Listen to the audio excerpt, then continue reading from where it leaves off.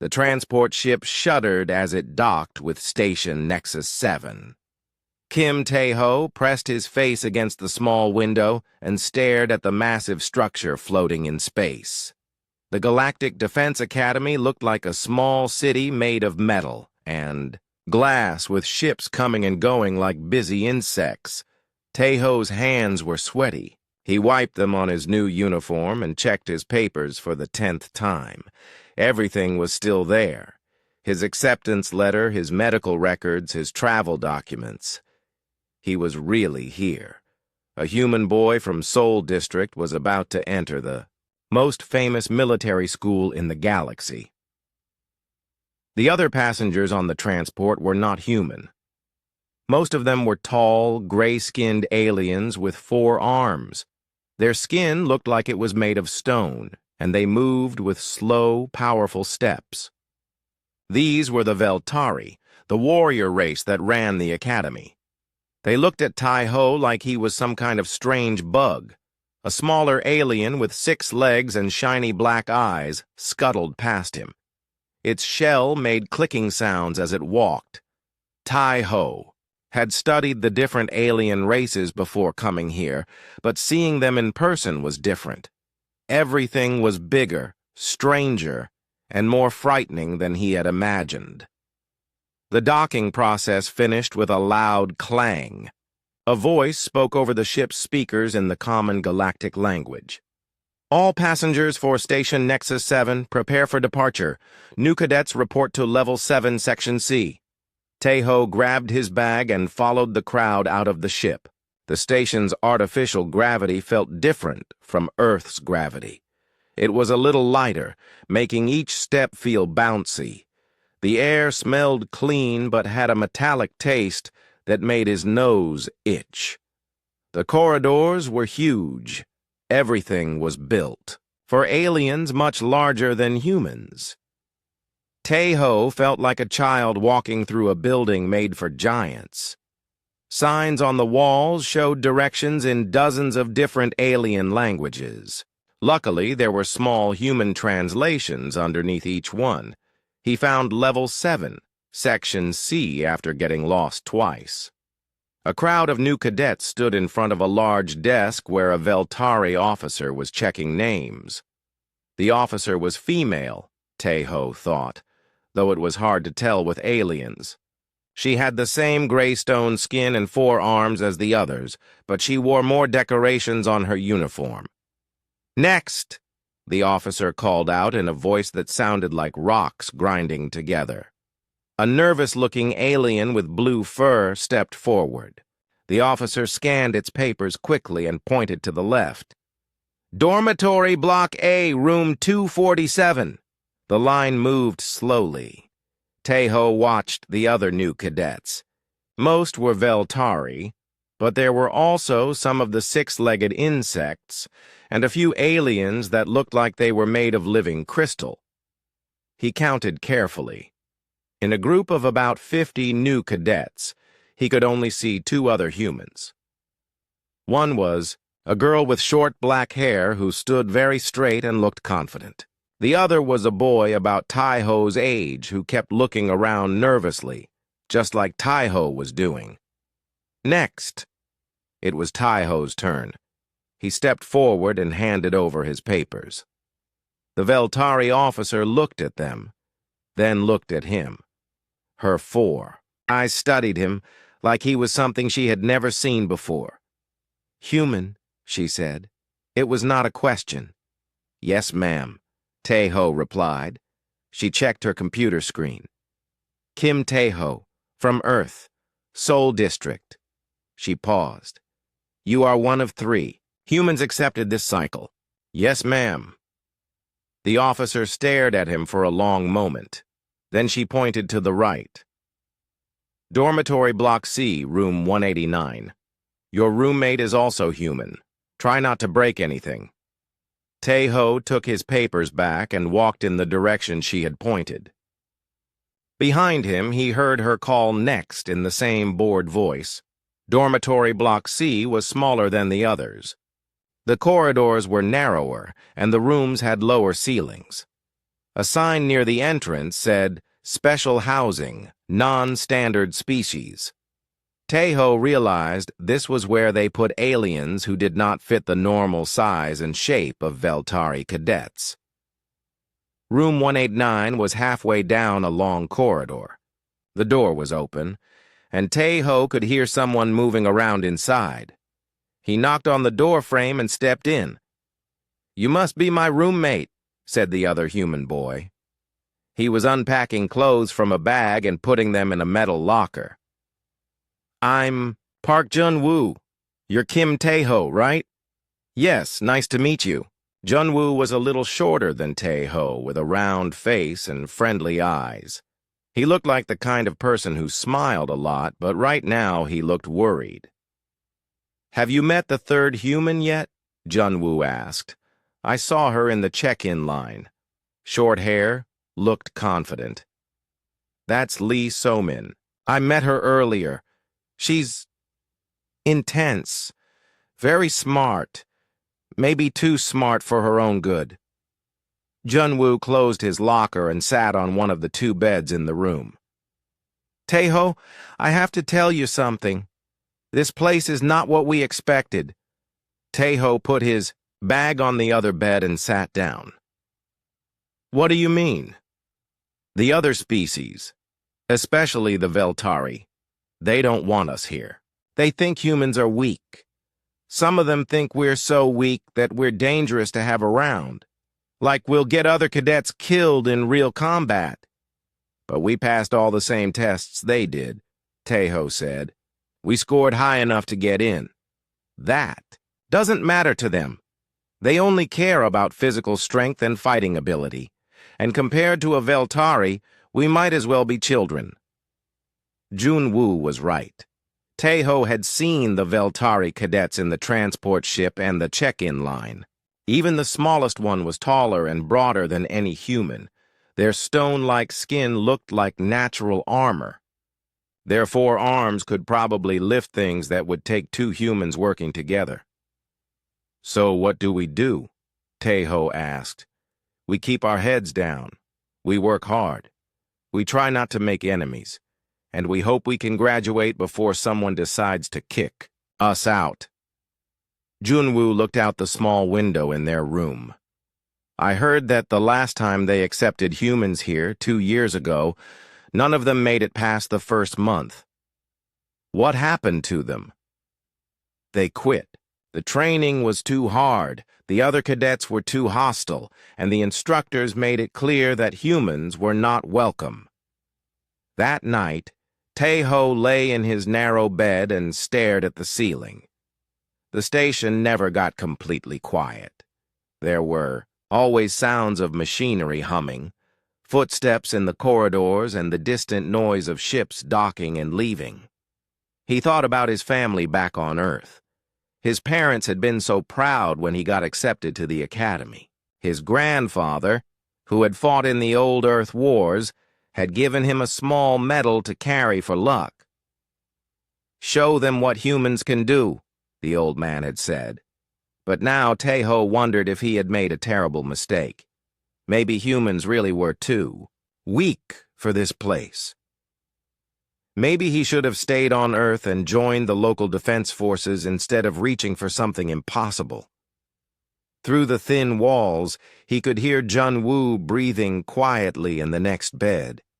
Somewhere in another room, So-min was probably lying awake too, thinking the same thoughts. Tomorrow their real training would begin. Tomorrow they would find out if humans really belonged among the stars, or if they were just fooling themselves.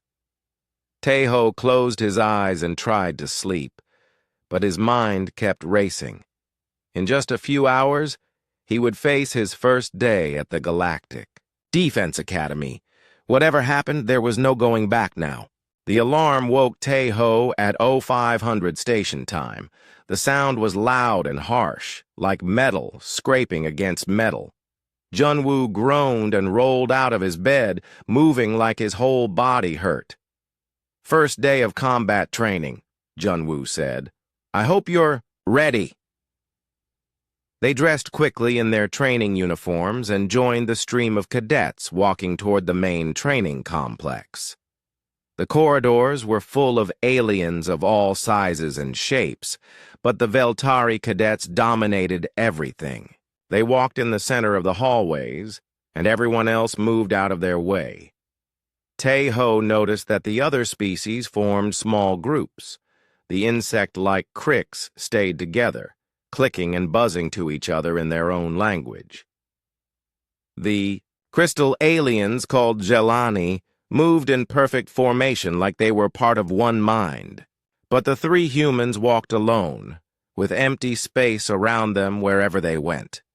The main training hall was enormous. The ceiling was so high that Tae-ho could barely see it. Training equipment filled the space. Obstacle courses, weapon racks, combat rings, and machines that Tae-ho could not identify. Everything was built for aliens much larger and stronger than humans. Standing in the center of the hall was the biggest Veltari that Tae-ho had ever seen. The alien was at least 3 meters tall, with muscles that bulged under his gray stone skin. All 4 of his arms were thick as tree trunks, scars covered his chest and face, and his eyes glowed red in the artificial light. "That's Commander Thekvar," whispered a Crix cadet near Tae-ho. "He's the head combat instructor. They say he's never lost a fight." Thekvar's voice boomed across the training hall. "New cadets! Form ranks! Now!" Everyone scrambled to form neat lines. The Veltari cadets moved with military precision. The other aliens did their best to keep up. The 3 humans found themselves at the end of the formation, trying to match. The spacing and posture of cadets twice their size. Thekvar walked along the ranks, inspecting each cadet. When he reached the humans, he stopped. His red eyes looked down at them like they were insects he wanted to step on. "So," he said slowly, "these are our human cadets." He leaned down until his face was level with Tae-ho's. His breath smelled like metal and sulfur. "I have read about your species. Weak bones, thin skin, only 2 arms, no natural weapons or armor." He moved to Junwoo. Small, slow, fragile, then to So-min. Tiny, delicate, breakable. So-min looked straight ahead and said nothing, but Tae-ho could see anger in her eyes. Thekvar stood up and addressed the entire group. "The Galactic Defense Academy has always trained the strongest, the fastest, the most dangerous warriors in the galaxy. We forge weapons from the finest materials. We do not waste time on inferior metals." Several Veltari cadets laughed. The other aliens stayed quiet, but Tae-ho could see them looking at the humans with pity or curiosity. "However," Thekvar continued, "the Council in their wisdom has decided that we must accept all species. So we will train everyone equally. We will use the same standards for everyone. If some cadets cannot meet those standards, they will fail. It is that simple." The commander gestured toward a series of obstacle courses. "We begin with basic physical assessment. All cadets will complete the standard course. Time limit is 15 minutes. Failure means extra training duties for 1 week." Tae-ho looked at the obstacle course and felt his heart sink. The first obstacle was a wall that was at least 4 meters high. After that came rope climbs, balance beams, and obstacle that required jumping between platforms that were 3 meters apart. Everything was built for Veltari proportions. Everything was too big, too high, too far for human bodies. The Veltari cadets went first. They moved through the course like it was easy. Their 4 arms gave them advantages on the rope climbs and balance sections. Their long legs let them jump between platforms without effort. The fastest Veltari finished in 8 minutes. The Crix cadets were next. Their 6 legs and ability to climb walls helped them with some obstacles, though they struggled with the jumping sections. Most finished between 10 and 12 minutes. The Jelani cadets had different problems. Their crystal bodies were hard but brittle, so they moved carefully.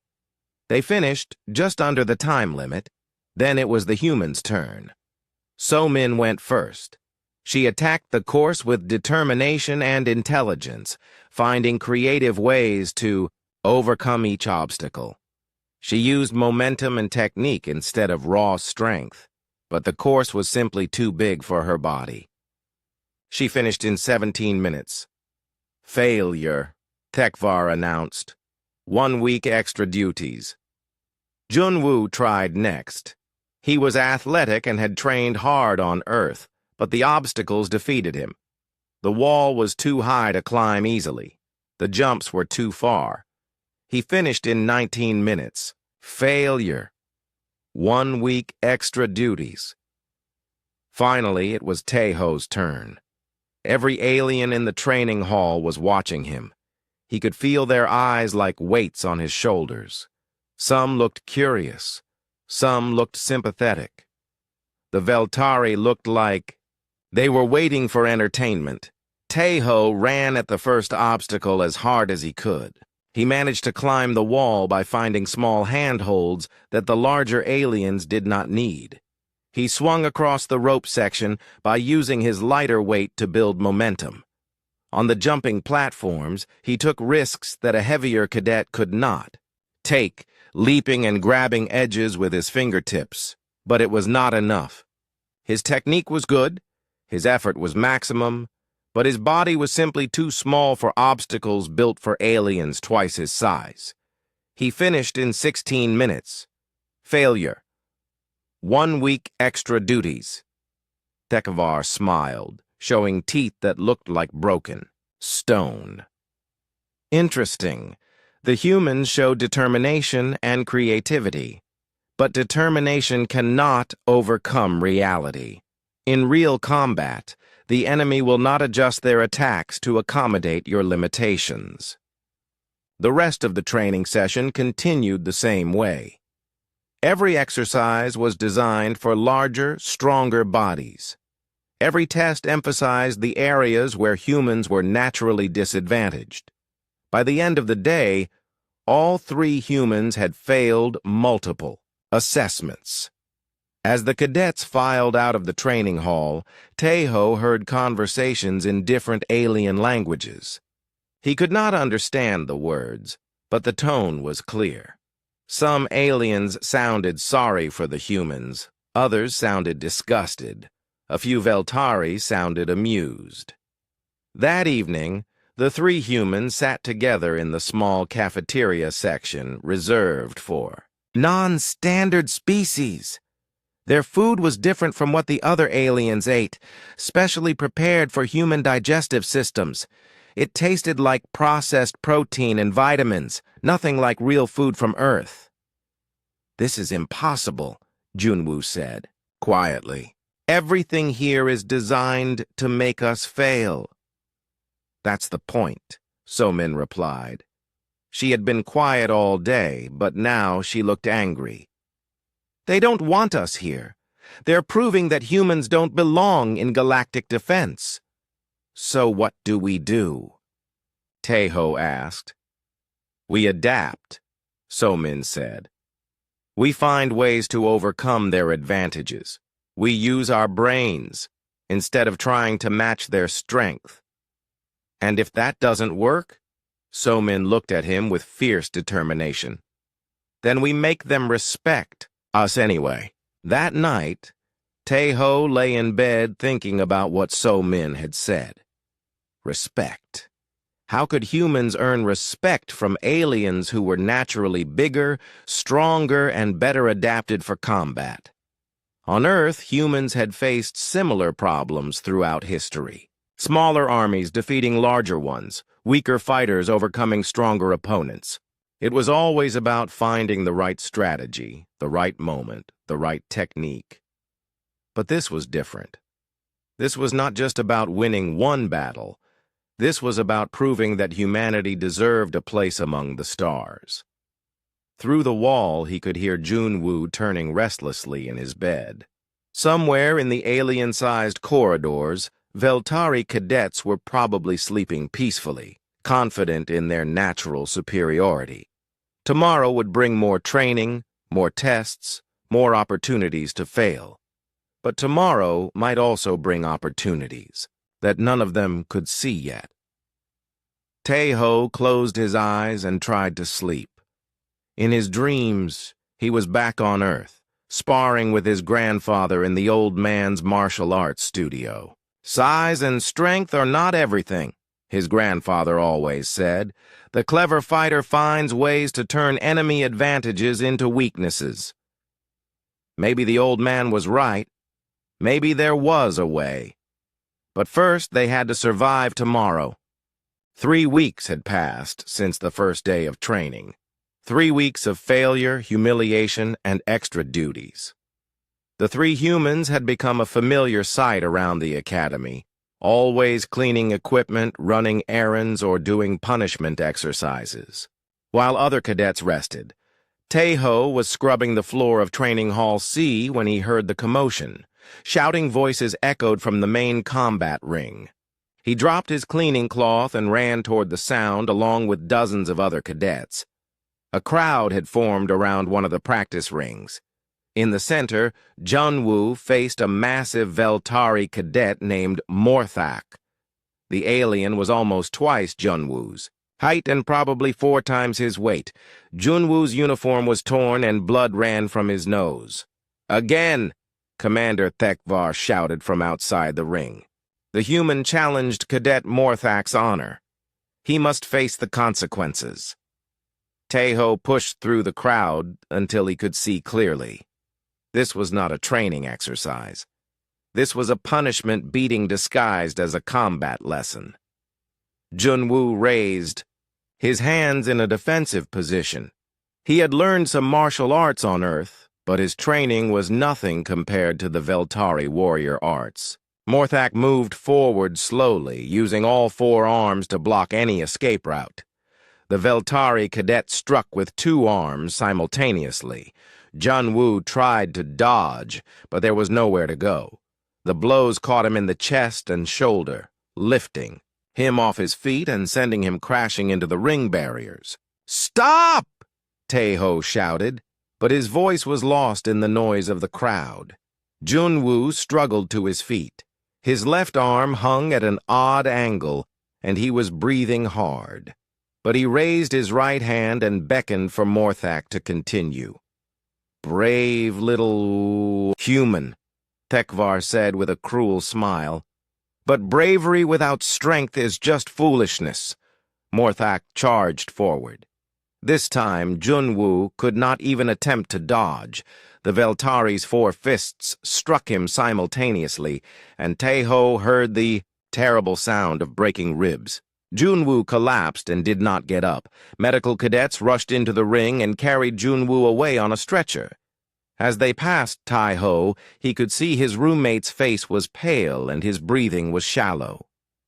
"Let this be a lesson," Thekvar announced to the dispersing crowd. "Respect must be earned through strength. Those who lack strength must accept their place." That evening, Tae-ho and So-min sat beside Junwoo's bed in the medical bay. The human cadet was conscious but heavily bandaged. 3 broken ribs, a dislocated shoulder, and a concussion. "What happened?" Tae-ho asked quietly. Junwoo's voice was weak but angry. "Morthak was talking about humans during mealtime. He said we were pets that the council was keeping around for entertainment. He said we would all be dead within a month if we ever saw real combat." "You should have ignored him," So-min said. "I tried, but then he started talking about human females." "About you, So-min. He said things I couldn't let him say." So-min's face went red with anger, but she kept her voice controlled. "So you challenged him to combat?" "I had to. It was a matter of honor." Tae-ho understood. On Earth, Junwoo's reaction would have been correct. No one could insult a friend's sister or girlfriend without consequences. But here, among aliens who could break human bones with casual effort, honor was a luxury they could not afford. "How long until you can return to training?" Tae-ho asked. 2 weeks, maybe 3, Junwoo replied. "But Tae-ho, I have to tell you something. While I was fighting Morthak, I noticed something strange." "What?" "The way Veltari move in combat. They use all 4 arms, but they're not coordinated the same way human arms are. Their wrist joints bend in different directions than ours. And when Morthak was hitting me, I noticed that his wrists seemed flexible. Maybe too flexible." So-min leaned forward. "What do you mean?" "I think their wrist joints might be weaker than they look. They evolved in different gravity, right? Maybe their bone structure is adapted for strength in certain directions but not others." After leaving the medical bay, Tae-ho could not stop thinking about what Junwoo had said. That night, he went to the Academy's computer library. The library was nearly empty. Most cadets were either sleeping or socializing in the recreation areas. Tae-ho found a quiet corner and began researching Veltari physiology. Most of the information was basic, the kind of general facts that any cadet might need to know about their classmates. But buried in the technical specifications, he found more detailed anatomical data. The Veltari had evolved on a planet with 1.3 times Earth's gravity. Their 4-armed structure was an adaptation that gave them incredible strength and reach. But their wrist joints were complex mechanical systems that relied on a different type of cartilage than human joints. Tae-ho cross-referenced this information with data about human martial arts. On Earth, joint locks and pressure point techniques had been developed over thousands of years. Humans had learned to overcome larger, stronger opponents by attacking structural weaknesses. But all human martial arts were designed for human anatomy. No one had ever studied how these techniques might work against alien physiology. Over the next week, Tae-ho spent every free moment in the library. He studied Veltari bone structure, muscle attachment points, and joint mechanics. He compared this data with human fighting techniques from every tradition he could find: Japanese Jiu-Jitsu, Korean Hapkido, Chinese Kung Fu, Brazilian Jiu-Jitsu. So-min found him there one evening, surrounded by data screens and notebook pages covered with drawings. "What are you doing?" she asked. Tae-ho showed her his research. "I'm trying to understand how human fighting techniques might work against Veltari anatomy." So-min studied his notes. Her eyes grew wide as she began to understand what he was discovering. "Their wrist structure," she said slowly.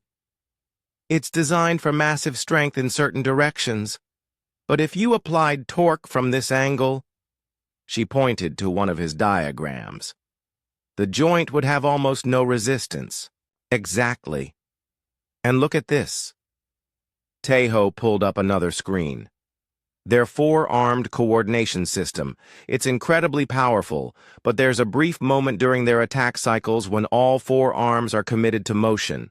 A tiny window when they can't adjust or defend." So-min sat down beside him. "You're talking about attacking a Veltari in combat." "I'm talking about surviving," Tae-ho replied. "Junwoo nearly died because he tried to fight like a human against a Veltari. But what if we fought like humans who understood Veltari weaknesses?" They worked together for hours, cross-referencing anatomical data with martial arts techniques. So-min's analytical mind was perfect for this kind of research. She could spot patterns and connections that Tae-ho missed. By dawn, they had identified 17 potential pressure points and joint vulnerabilities in Veltari anatomy. More importantly, They had found 3 human techniques that could exploit these weaknesses effectively. "This is all theoretical," Somin warned. "We don't know if it would actually work in real combat." "Then we need to test it," Taeho said. "How? We can't exactly ask a Veltari cadet to volunteer for experiments." Taeho closed the data screens and gathered his notes. "We wait for an opportunity, and when it comes, we'll be ready." That afternoon, during regular training, Taeho watched the Veltari cadets with new eyes. Now that he understood their anatomy, he could see the patterns in their movements, the brief moments of vulnerability, the structural weak points. "Commander," Thekvar noticed his attention. "Cadet Kim, you seem fascinated by Veltari combat techniques." "Yes, sir. I'm trying to learn." "Learning requires more than observation," Thekvar said with his cruel smile. "Perhaps you would like a practical demonstration?" The training hall grew quiet. Every cadet stopped what they were doing and turned to watch. Taeho felt his heart racing, but he kept his voice steady. "If you think it would be educational, sir?" Thekvar's red eyes glowed with anticipation. "Oh, I think it would be very educational indeed." As the commander moved toward the combat ring, Taeho realized that his moment of opportunity had come sooner than expected. All his research, all his preparation, was about to be tested against the most dangerous Veltari in the academy. He followed Thekvar into the ring, feeling the weight of every alien eye upon him. In the medical bay, Junwoo would be watching, through the live feed, probably shouting warnings that no one could hear. This was it. This was the moment when everything would change, one way or another. 3 weeks had passed since the first day of training. 3 weeks of failure, humiliation, and extra duties. The 3 humans had become a familiar sight around the academy, always cleaning equipment, running errands, or doing punishment exercises. While other cadets rested, Taeho was scrubbing the floor of Training Hall C when he heard the commotion. Shouting voices echoed from the main combat ring. He dropped his cleaning cloth and ran toward the sound along with dozens of other cadets. A crowd had formed around one of the practice rings. In the center, Junwoo faced a massive Veltari cadet named Morthak. The alien was almost twice Junwoo's height and probably 4 times his weight. Junwoo's uniform was torn and blood ran from his nose. "Again!" Commander Thekvar shouted from outside the ring. The human challenged Cadet Morthak's honor. He must face the consequences. Taeho pushed through the crowd until he could see clearly. This was not a training exercise. This was a punishment beating disguised as a combat lesson. Junwoo raised, his hands in a defensive position. He had learned some martial arts on Earth, but his training was nothing compared to the Veltari warrior arts. Morthak moved forward slowly, using all 4 arms to block any escape route. The Veltari cadet struck with 2 arms simultaneously. Junwoo tried to dodge, but there was nowhere to go.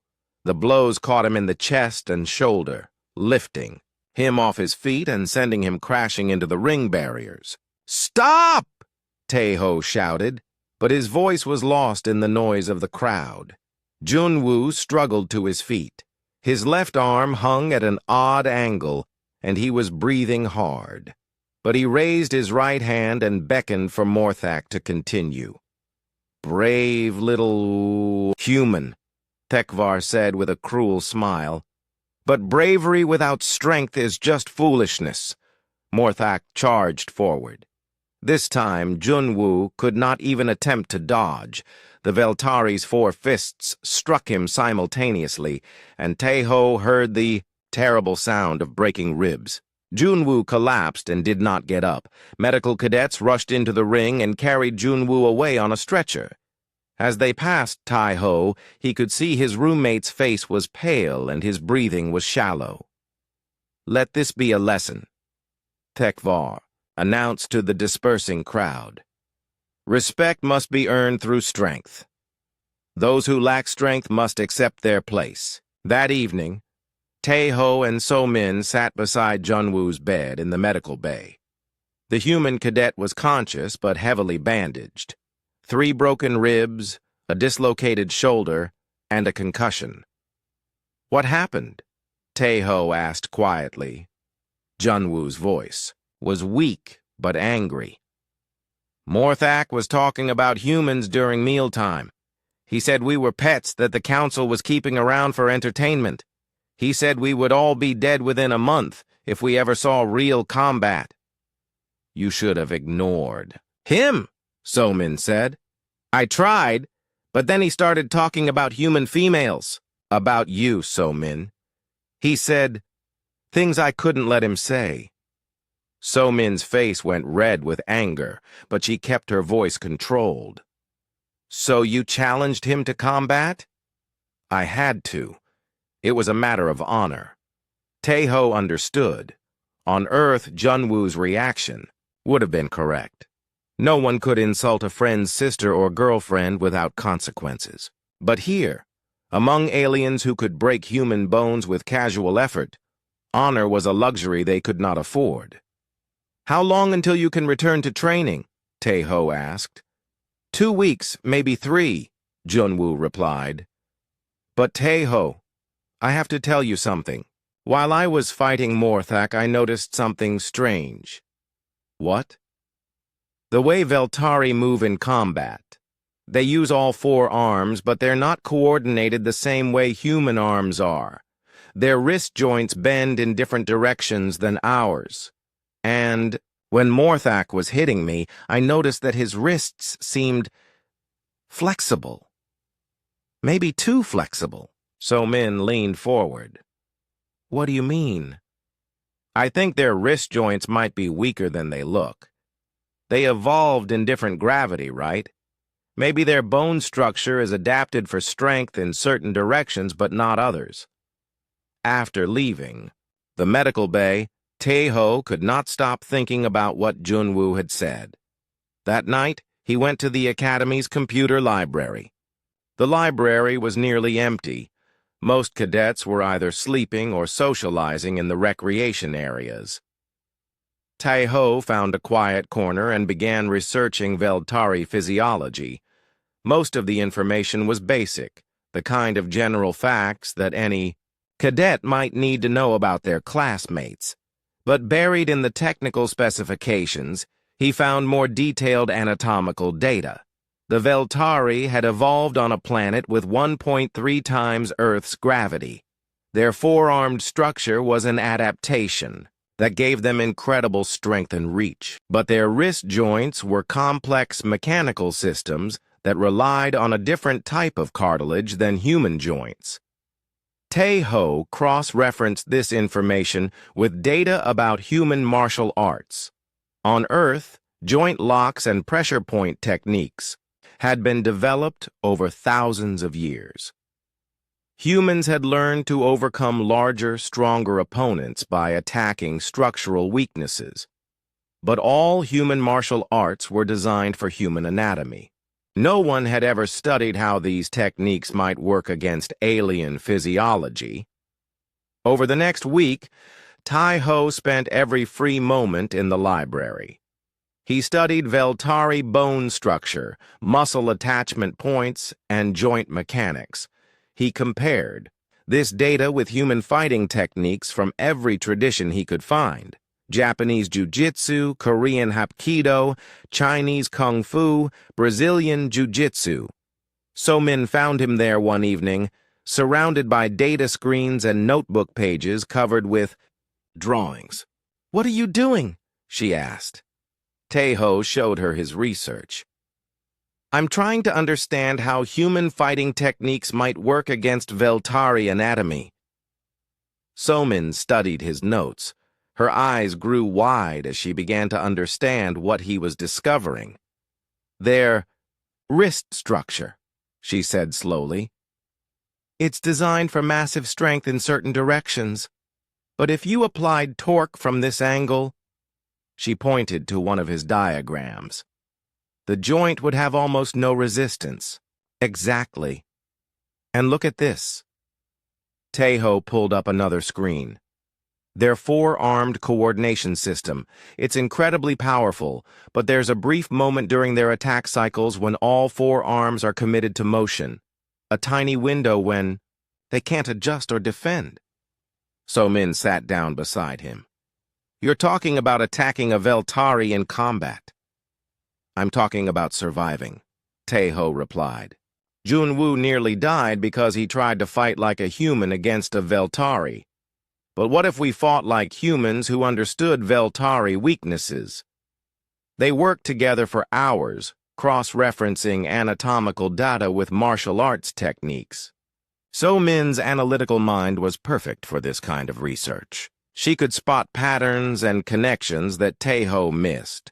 By dawn, they had identified 17 potential pressure points and joint vulnerabilities in Veltari anatomy. More importantly, they had found 3 human techniques that could exploit these weaknesses effectively. This is all theoretical, So-min warned. We don't know if it would actually work in real combat. Then we need to test it, Taeho said. How? We can't exactly ask a Veltari cadet to volunteer for experiments. Taeho closed the data screens and gathered his notes. We wait for an opportunity, and when it comes, we'll be ready. That afternoon, during regular training, Taeho watched the Veltari cadets with new eyes. Now that he understood their anatomy, he could see the patterns in their movements, the brief moments of vulnerability, the structural weak points. Commander, Thekvar noticed his attention. Cadet Kim, you seem fascinated by Veltari combat techniques. Yes, sir. I'm trying to learn. Learning requires more than observation, Thekvar said with his cruel smile. Perhaps you would like a practical demonstration? The training hall grew quiet. Every cadet stopped what they were doing and turned to watch. Taeho felt his heart racing, but he kept his voice steady. If you think it would be educational, sir? Thekvar's red eyes glowed with anticipation. Oh, I think it would be very educational indeed. As the commander moved toward the combat ring, Taeho realized that his moment of opportunity had come sooner than expected. All his research, all his preparation, was about to be tested against the most dangerous Veltari in the academy. He followed Thekvar into the ring, feeling the weight of every alien eye upon him. In the medical bay, Junwoo would be watching, through the live feed, probably shouting warnings that no one could hear. This was it. This was the moment when everything would change, one way or another. The training hall had been transformed. Academy regulations required formal seating for honor combat, so temporary bleachers had been erected around the main combat ring. Every seat was filled, and more cadets stood along the walls. Word had spread throughout Station Nexus 7 that a human cadet had challenged Commander Thekvar. Taeho sat in the preparation area, trying to control his breathing. His hands would not stop shaking. In 30 years of Academy history, only 12 honor combats had been fought. Most ended with serious injury. 3 had ended in death. So-min knelt beside his chair, her face pale but determined. Remember everything we studied, she whispered. His wrist joints are the key. When he commits to a forearm attack, you have maybe half a second while his balance shifts forward. Half a second, Taeho repeated. The angle has to be perfect. Grab his right primary wrist with both hands, step inside his reach, use his own momentum to twist lateral and down. His joint will pop before he can counter. And if I miss? So-Min was quiet for a moment. Then you'll probably die. But Tae-Ho, you won't miss. I've seen you practice the movement 100 times. You know it better than breathing now. From the medical bay, Jun-Woo was watching through the live video feed. His voice came through So-Min's communication device, weak but fierce. Make him pay for what he did to me. Make him pay for what he said about Earth. A chime sounded throughout the training hall. Combat would begin in 5 minutes. Tae-Ho stood up and walked toward the ring. The crowd noise was incredible, hundreds of alien voices speaking in dozens of languages. But as he climbed through the ropes, the hall fell silent. Thekvar was already waiting in the center of the ring. The commander had removed his shirt, revealing a chest covered in battle scars. His 4 arms moved in a slow, hypnotic pattern as he performed pre-combat stretches. Each arm was thicker than Tae-Ho's entire torso. 3 judges sat at a table beside the ring. An elderly Veltari represented the Academy administration. A Krix officer represented the non-Veltari cadets. A human admiral named Choi Byung-ho had been called from the diplomatic section to represent humanity. Admiral Choi looked grim. He had tried to talk Tae-Ho out of the combat during the preparation hour, but Academy law was clear. Once an honor challenge was accepted, it could not be withdrawn. Combat begins when the bell sounds, announced the Veltari judge. Victory by submission, unconsciousness, or death. No weapons. No outside assistance. Honor be to the worthy. Tae-Ho moved to his starting position. Across the ring, Thekvar crouched into a traditional Veltari combat stance. The commander's red eyes locked onto Tae-Ho's, and his expression was pure predatory focus. The bell rang. Thekvar exploded forward instantly, his 4 arms spread wide, designed to grab and crush his opponent before any escape was possible. It was the classic Veltari berserker charge. Overwhelming force applied at maximum speed. This was exactly what Tae-Ho had hoped for. Instead of retreating or trying to dodge sideways, Tae-Ho did something that violated every human fighting instinct. He stepped forward and to the right, moving directly into Thekvar's attack. For a split second, Thekvar was confused. No sane opponent charged toward a Veltari berserker assault. His 4 arms adjusted slightly, trying to compensate for Tae-Ho's unexpected movement. That adjustment was exactly what Tae-Ho needed. He slipped inside the reach of Thekvar's lower arms and grabbed the commander's right primary wrist with both hands. His grip was precise, fingers positioned exactly where So-Min's research had indicated the joint was weakest. Thekvar tried to shake him off, but Tae-Ho was already in motion. Using the commander's own forward momentum, he pivoted hard to the left while simultaneously twisting Thekvar's wrist in a direction that the Veltari joint was never designed to handle. Time seemed frozen. Tae-Ho could see the exact moment when Thekvar realized what was happening. The commander's eyes went wide with shock and the beginning of pain. Tae-Ho completed the movement, one sharp, perfect twist that combined human martial arts with alien anatomy. The sound was like a branch breaking. Thekvar's wrist snapped with a wet crack that echoed throughout the silent training hall. The massive commander dropped to his knees, howling in agony and clutching his broken joint. 4 seconds. From the bell to Thekvar's collapse, exactly 4 seconds had passed. The training hall erupted. Cadets jumped to their feet, shouting in dozens of languages. Some sounded shocked, some amazed, some angry. The noise was deafening, but Tae-Ho barely heard it. He stood over the kneeling commander, breathing hard, hardly believing what had just happened. His hands were still shaking, but now it was from adrenaline rather than fear. Thekvar looked up at him, pain and disbelief warring in his red eyes. "Impossible!" he gasped. "No human could! How did you—" "Humans learn," Taeho replied quietly. "That's what we do. We study our enemies, we find their weaknesses, and we adapt." The judges were conferring frantically at their table. An honor combat ending in 4 seconds was unprecedented. Medical teams rushed into the ring to tend to Thekvar's injury. Admiral Choi climbed into the ring and approached Tai-Ho.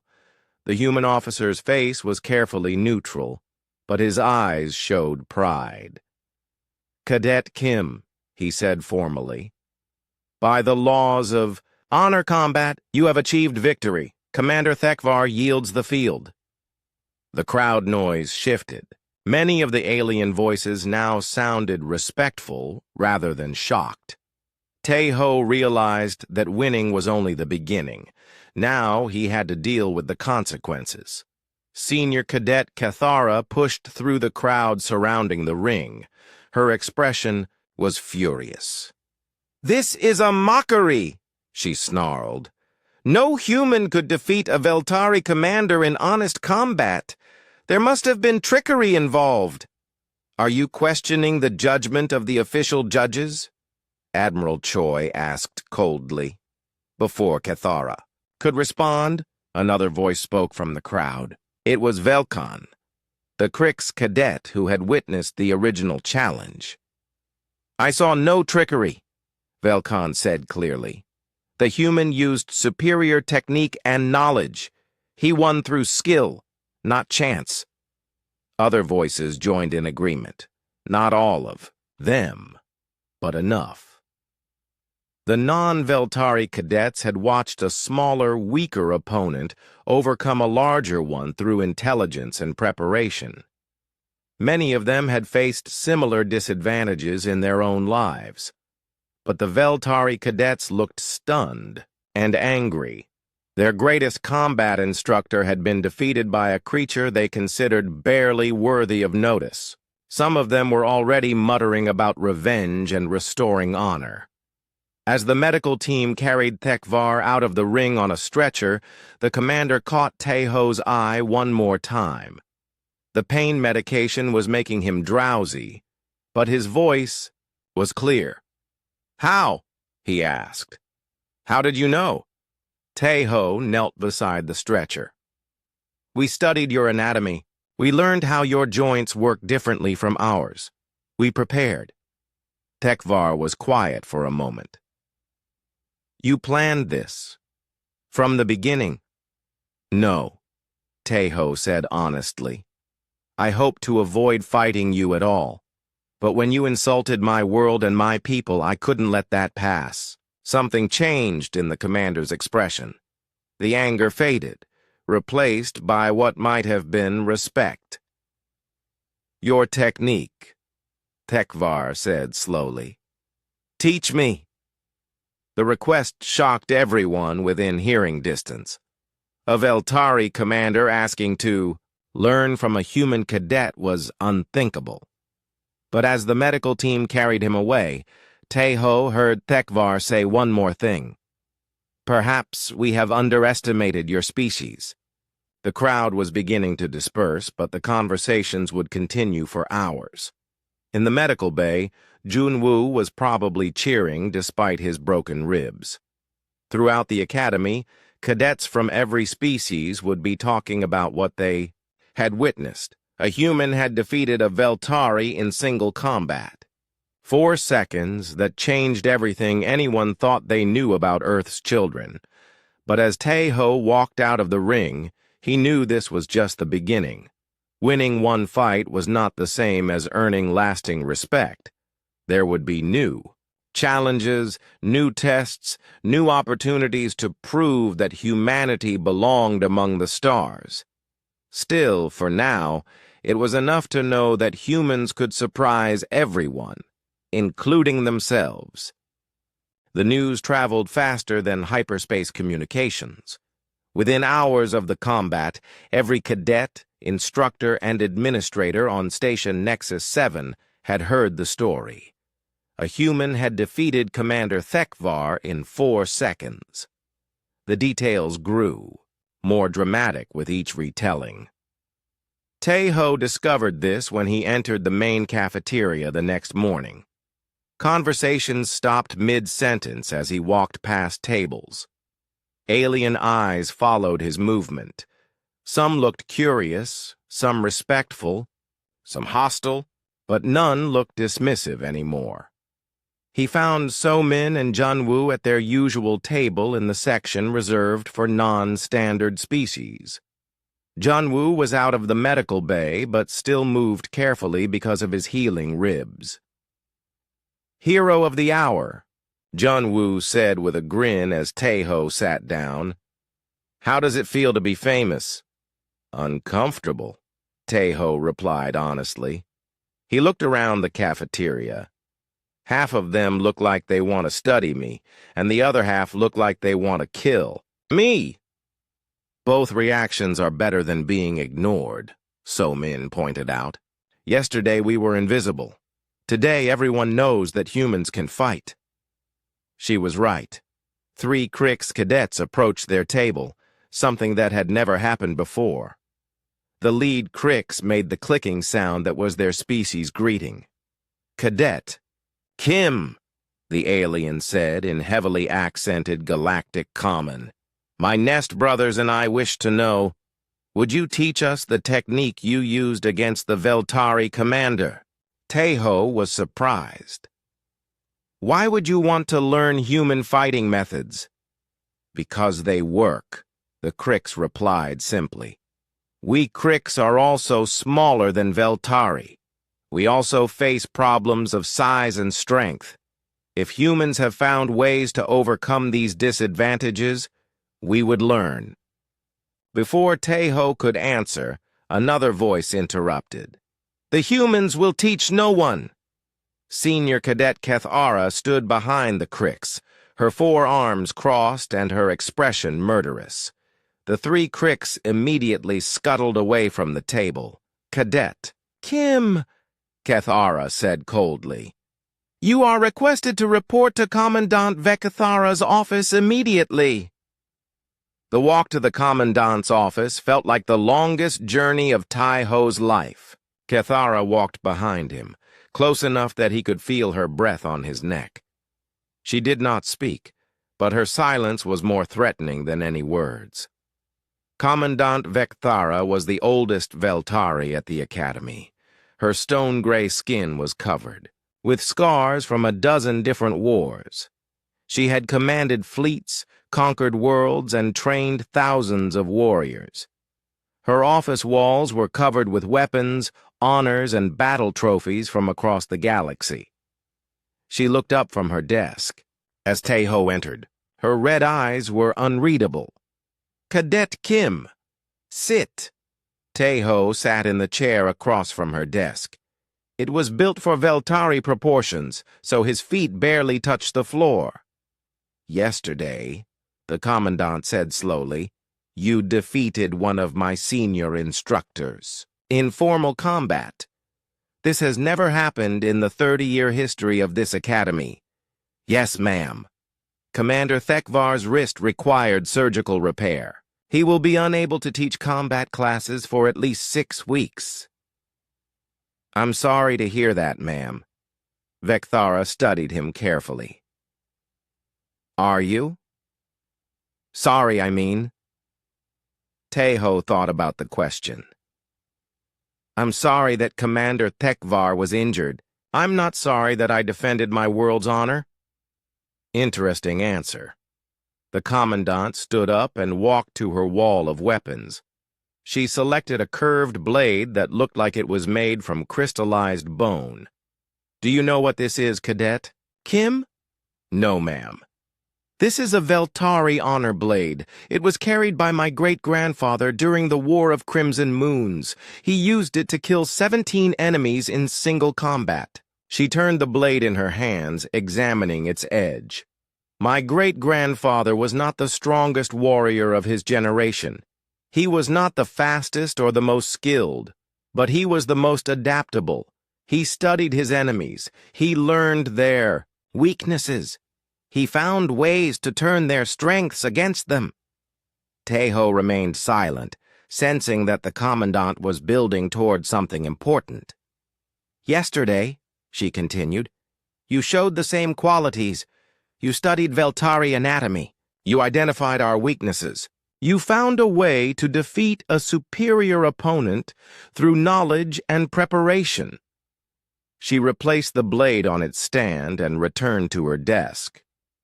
However, your victory has created problems that extend far beyond this academy.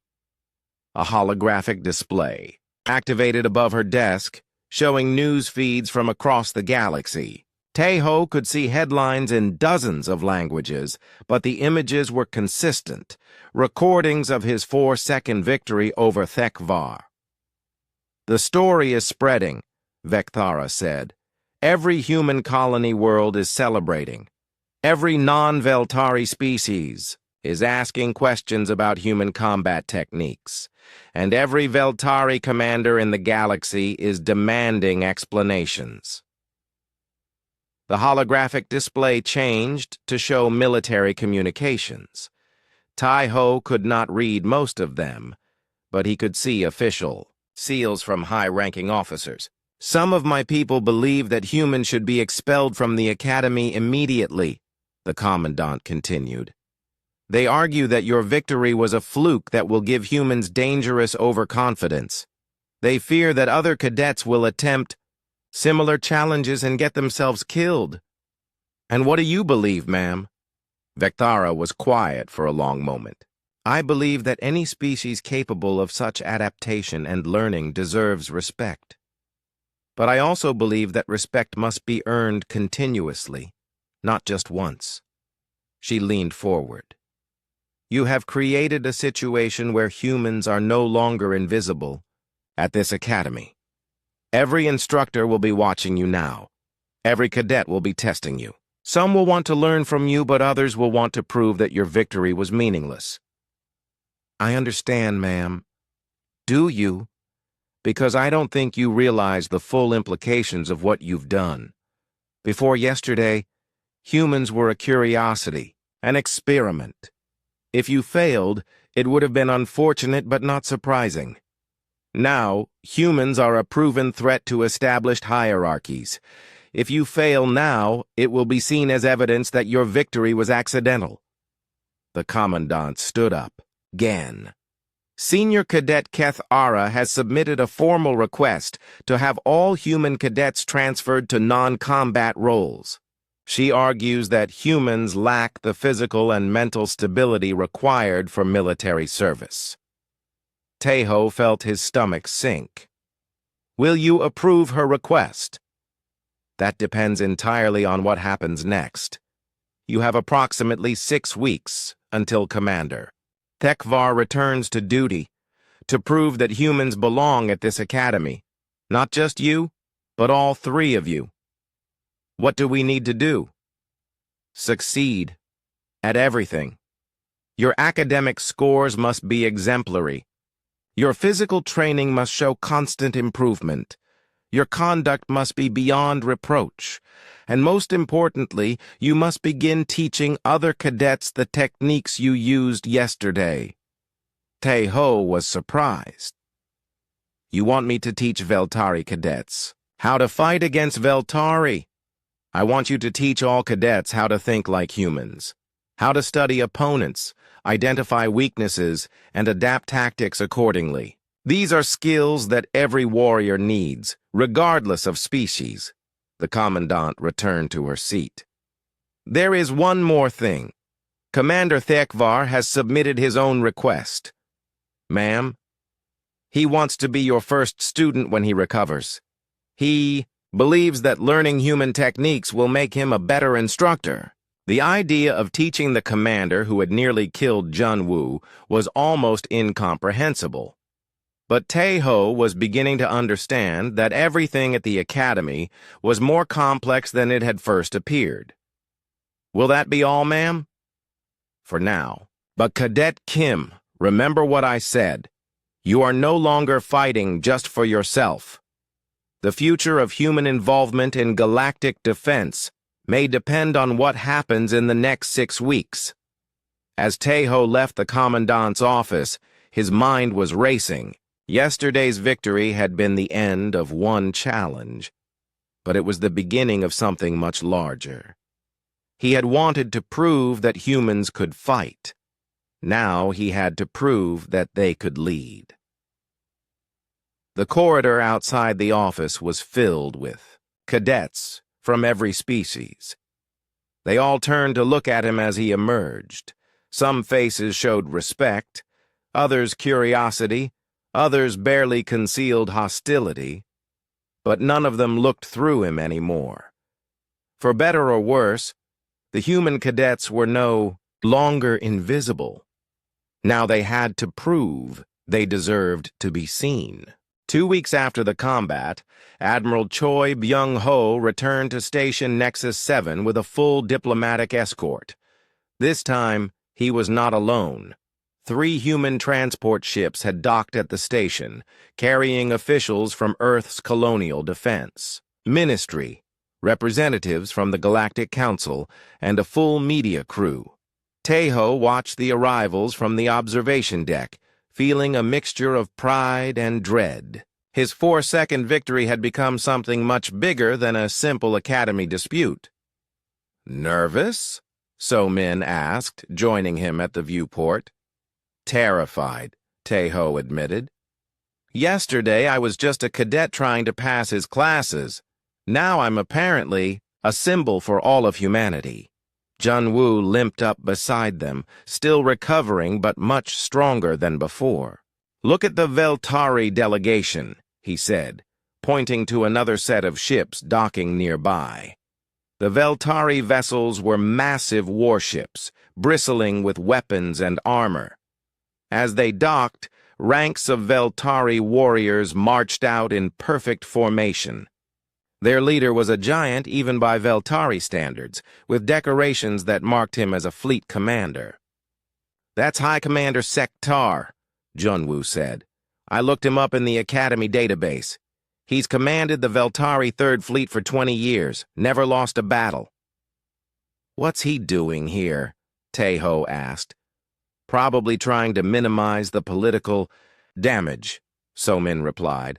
"Think about it from their perspective. If a human cadet can defeat their best combat instructor, what does that say about Veltari military superiority?" Over the following days, the station filled with officials, reporters, and military observers from dozens of species. The Academy's routine was disrupted as meetings, interviews, and formal hearings took place in every available conference room. Tae-ho found himself at the center of most of these discussions. He was interviewed by human journalists who wanted to know about his training and motivation. He was questioned by Veltari investigators who seemed convinced that he must have used some form of trickery or illegal enhancement. Most strangely, he was studied by xenobiologists and combat analysts who wanted to understand exactly how human fighting techniques could be effective against alien physiology. "It's not magic," he explained to a group of researchers for the 100th time. "Humans have always had to overcome larger, stronger opponents. We develop techniques based on leverage, timing, and anatomical knowledge. The same principles work regardless of what species you're fighting." Dr. Yim-se Rom, a human xenobiologist, looked up from her notes. "But you had to modify traditional techniques to account for Veltari anatomy, correct?" "Yes. Their forearm structure creates different balance points and joint vulnerabilities. So-min helped me research the specifics. Cadet Lee's analytical work was crucial," Dr. Yim agreed. "She identified 17 potential pressure points that had never been documented before. One of the Veltari observers, a military strategist named Morvendak, leaned forward. You speak of this research as if it were routine. Do all humans study their potential enemies so thoroughly? Tae-ho thought about the question. We study everything that might be important for survival. It's how our species has always operated. Interesting. And you share this information freely among your people? Of course. Knowledge that helps one human survive might help all humans survive. The Veltari and human observers exchanged glances. Tae-ho realized that he had said something significant, but he was not sure what. Later that day, he was called to a formal hearing in the Academy's main conference hall. The room was filled with officials from multiple species, all wearing their most formal uniforms and diplomatic regalia. Commandant Vekthara presided over the hearing, but Tai-ho could see that she was not entirely in control of the proceedings. Too many outside authorities were involved now. High Commander Sektar spoke first. His voice was like controlled thunder. This hearing will determine whether the incident involving Cadet Kim represents a legitimate victory or a dangerous precedent that threatens Academy discipline. Admiral Choi responded immediately. The combat was conducted according to all Academy regulations. The judges were properly appointed and impartial. There is no question about the legitimacy of the outcome. The outcome, Sektar replied, has created unrealistic expectations among inferior species. Already, we have received reports of non-Veltari cadets attempting to challenge instructors at other academies. 2 have been hospitalized. Then perhaps, said a new voice, the problem is not with the cadets, but with the instructors. Everyone turned to look at the speaker. It was Ambassador Kesara, a Jelani diplomat whose crystal body reflected the room lights in brilliant patterns. The crystalline species rarely involved themselves in military disputes, which made her presence highly significant. Explain, Commandant Vekthara said. The Jelani Collective has been observing this situation with great interest. Ambassador, Kesara continued, we have reviewed the recordings of Cadet Kim's victory, as well as the subsequent analysis of his techniques. What we have discovered is quite remarkable. A holographic display activated, showing a 3-dimensional model of the combat. Cadet Kim's victory was not based on luck or trickery. It was based on superior preparation, tactical thinking, and adaptability. These are exactly the qualities that we should be fostering in military officers. High Commander Sektar's expression darkened. Are you suggesting that Veltari training methods are inadequate? I am suggesting, the ambassador replied calmly, that any training method that produces officers who can be defeated by superior tactics is inadequate. The room erupted in angry voices. Veltari officials shouted protests while representatives from other species nodded agreement. Admiral Choi looked pleased but tried to hide it. In the middle of the chaos, Tae-ho stood up. May I say something? The room gradually quieted. I didn't defeat Commander Thekvar to prove that humans are superior. To Veltari, Tae-ho said. I defeated him because he insulted my world and my people, and honor required a response. He looked around the room, meeting the eyes of officials from every species present. But what I've learned since then is that this was never really about humans versus Veltari. It's about whether we're going to work together or fight each other. Elaborate, Commandant Vekthara said. Look at what's happened since the combat. Crick's cadets want to learn human techniques. Jelani observers are analyzing our tactics. Even some Veltari are interested in studying different approaches to combat. Tae-ho took a deep breath. That's good. That's how military forces become stronger, by learning from each other, sharing knowledge, adapting to new challenges. He turned to face High Commander Sektar directly. Sir, you're worried that other species will think Veltari are weak, but I've trained alongside Veltari cadets for weeks. They're not weak. They're incredibly strong and disciplined. The problem is that they've been taught that strength and discipline are the only things that matter. And you believe otherwise? Sektar asked coldly. I believe that the strongest military force is one that combines Veltari strength with Krik's adaptability, Jelani analytical abilities, and human tactical thinking. I believe we're all stronger when we work together than when we fight alone.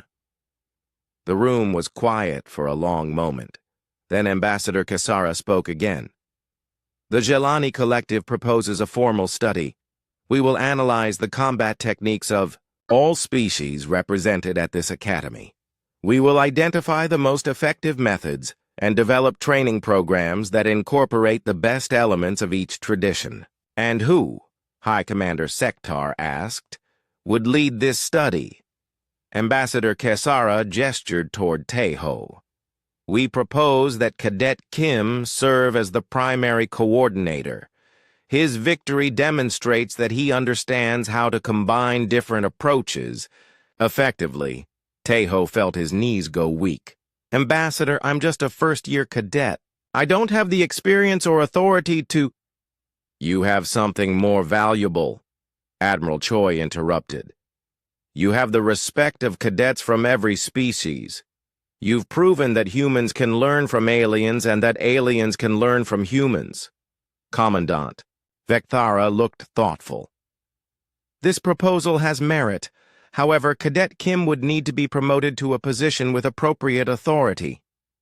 The Galactic Council, Ambassador Kesara said, is prepared to create a new position, Special Advisor, for interspecies combat development. The position would carry the rank of Junior Lieutenant and report directly to the Academy Command. Teho's head was spinning. 3 weeks ago, he had been an unknown cadet struggling to pass basic training. Now he was being offered a position that would make him responsible for revolutionizing military education across the galaxy. I'll need to work with So-Min and Junwoo, he said finally. This isn't something I can do alone. Of course, the ambassador agreed. They would be appointed as your primary research assistants with appropriate rank and authority. High Commander Sektar stood up slowly. And if this experiment fails? If interspecies cooperation proves to be a dangerous fantasy? Admiral Choi smiled. Then we'll go back to the old way of doing things. But I don't think it will fail. Humans have always been good at learning from their mistakes. Now we have a chance to learn from each other's successes. The vote was close, but the proposal passed. Teho would become the Academy's first special advisor for interspecies combat development. 6 months had passed since Teho's appointment as special advisor. The Academy looked the same from the outside, but everything inside had changed. The training halls buzzed with mixed-species groups practicing techniques that combined traditions from across the galaxy. In Training Hall C, Teho watched a remarkable sight. A Veltari cadet named Morthek was teaching a group of humans how to use 4-arm coordination techniques adapted for 2-armed bodies. Nearby, So-Min was explaining Jelani crystalline meditation methods to a class of Krik's cadets who were using the techniques to improve their reaction times. Still hard to believe sometimes, Junwoo said, joining Teho at the observation window. Junwoo wore the insignia of a research assistant, and his ribs had healed completely. What's hard to believe? All of this. 6 months ago, we were the joke cadets who couldn't pass basic training. Now aliens are lining up to learn from us. It was true. The Interspecies Combat Development Program had exceeded everyone's expectations. Cadets were performing better in all areas, not just combat training. More importantly, they were working together in ways that had never been seen before. "Lieutenant Kim, report to the Commandant's office immediately," announced a voice over the communication system. Tae-ho still felt strange hearing his new rank. At 19 years old, he was the youngest lieutenant in Academy history. But the position came with responsibilities that made him feel much older. He found Commandant Vekathara in her office with an unexpected visitor. Commander Thekvar sat, across from her desk, looking uncomfortable but determined. His right wrist was still in a support brace, but he had returned to limited duty. "Lieutenant Kim," the Commandant said, "Commander Thekvar has a request." Tae-ho looked at his former opponent. The massive Veltari looked different than he had 6 months ago. The arrogance was gone, replaced by something that might have been humility. "I wish to formally request admission to your training program," Thekvar said. "I want to learn the techniques you used against me." "You've been watching the classes," Tae-ho observed. "I've seen you in the observation areas." "Yes, and what I have seen has changed my understanding of combat." Thekvar flexed his injured wrist carefully. "For 30 years, I believed that strength and aggression were sufficient for victory. You proved me wrong in 4 seconds. It wasn't just about technique," Tae-ho said. "It was about understanding, about seeing strengths and weaknesses that others miss. Which is exactly what I need to learn." Thekvar stood up, towering over both humans. "I have trained thousands of cadets. I want to train them better." Commandant Vekathara smiled slightly. "Commander Thekvar would be your first senior instructor student, Lieutenant. It would send a powerful message throughout the fleet." Before Tae-ho could respond, alarms began blaring throughout the station. Red warning lights flashed in the corridors, and the emergency communication system activated. "All personnel to emergency stations. This is not a drill. Unknown hostile vessels are approaching Station Nexus 7. All combat-capable personnel report for immediate deployment." Through the office windows, Tae-ho could see ships moving in the distance. They were unlike anything he had seen before. Dark, angular vessels that seemed to absorb light rather than reflect it. "Artificial Intelligence Fleet," Commandant Vekathara said grimly, reading data from her desk display. "Rogue AI units from the Outer Rim, 12 heavy cruisers and an unknown number of fighter craft." Tae-ho's blood went cold. AI fleets were humanity's worst nightmare.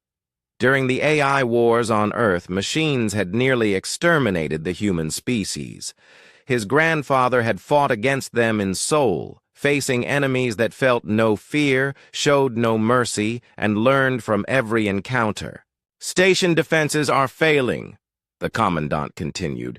"Primary shields are down to 60%.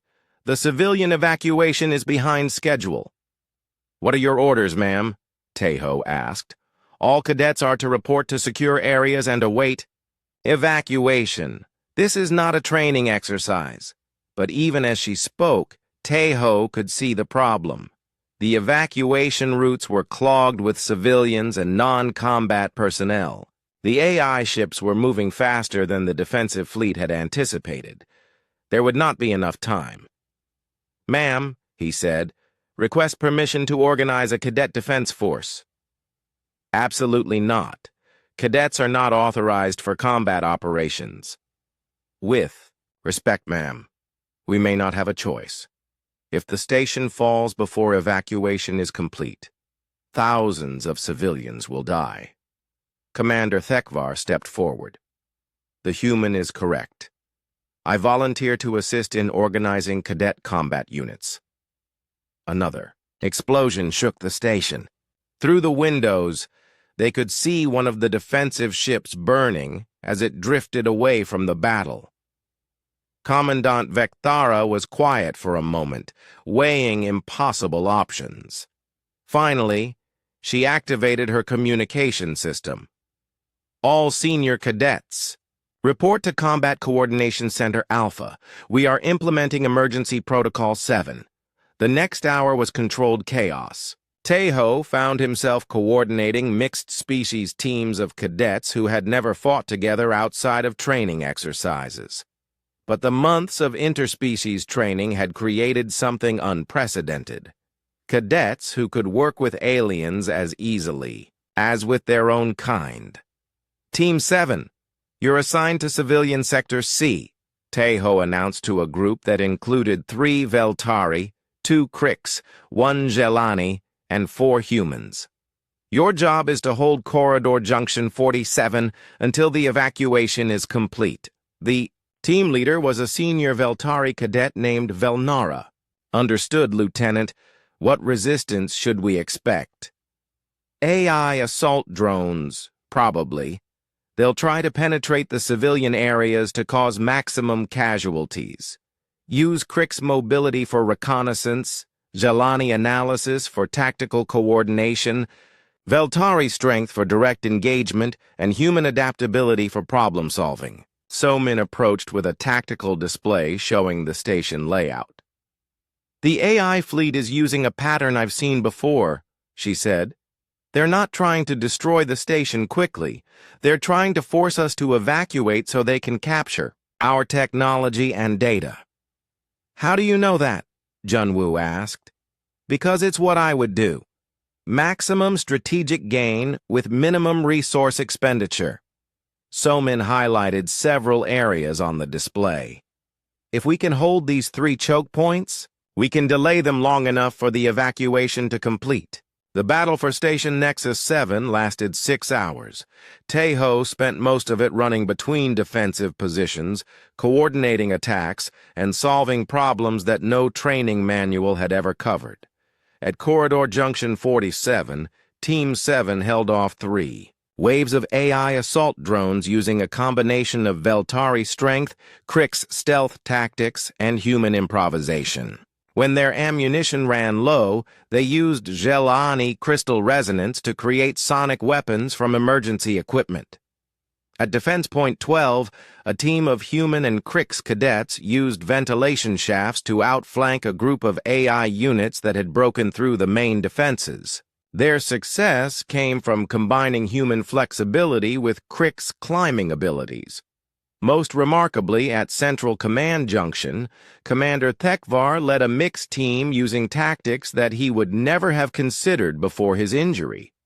Instead of charging directly at superior enemies, he used misdirection, flanking maneuvers, and coordinated strikes that maximized each species' advantages. When the relief fleet finally arrived and drove off the AI ships, Station Nexus 7 was battered, but intact. More importantly, the civilian evacuation had been successful. Not a single non-combatant had been killed. In the aftermath, as damage reports came in and wounded were treated, Tejo found himself back in Commandant Vectara's office. This time, Admiral Choi was present, along with several other high-ranking officers. Lieutenant Kim, Admiral Choi said, preliminary reports indicate that cadet casualties were significantly lower than predicted for this type of engagement. How do you explain that? The cadets fought as integrated teams, sir. Each species contributed their strengths while others covered their weaknesses. No one tried to be heroes. Everyone focused on the mission.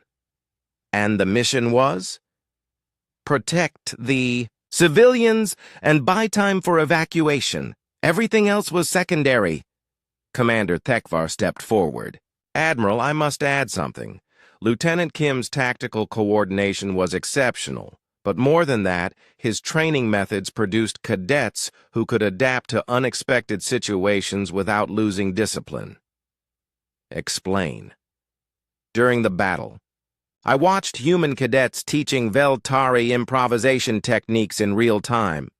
I saw Crix using human analytical methods to solve technical problems. I observed Jelani applying human leadership principles to coordinate multi-species teams. Thekvar looked directly at Teho. This is what military cooperation should look like. Admiral Choi nodded slowly. The Galactic Council has been debating whether to expand the interspecies combat development program to other academies. I think this battle just answered that question. Sir? Lieutenant Kim, how would you feel about teaching these methods to instructors from every military academy in the galaxy? Teho felt the familiar mix of pride and overwhelming responsibility. I'd be honored, sir, but I'd want to bring my team with me. Of course. Lieutenant Lee and Lieutenant Park have already been approved for promotion and transfer to the new Galactic Training Initiative. Through the office windows, Teho could see cadets from every species working together to repair battle damage. Veltari cadets carried heavy.